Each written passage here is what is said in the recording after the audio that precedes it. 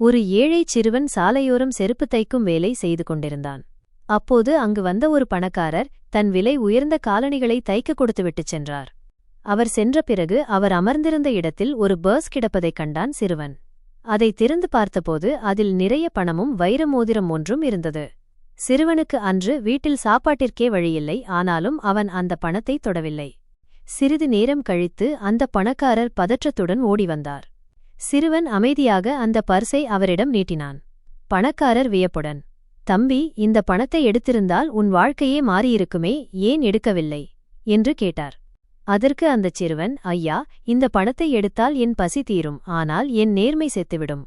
எனக்கு பணம் வேண்டாம், கௌரவம் போதும்" என்றான். சிறுவனின் நேர்மையைக் கண்டு வியந்த அவர் அந்தச் சிறுவனை ஒரு நல்ல பள்ளியில் சேர்த்து அவனது படிப்புச் செலவு முழுவதையும் தானே ஏற்றுக்கொண்டார். நீதி: நேர்மை ஒருவனை எப்போதும் கைவிடாது. இந்த சிறுவனின் நேர்மை உங்களுக்கு பிடித்திருந்தால் எஸ் என்று கமெண்ட் செய்யுங்கள். நீங்கள் அந்த சிறுவனின் இடத்தில் இருந்தால் என்ன செய்திருப்பீர்கள்? கமெண்டில் சொல்லுங்கள்.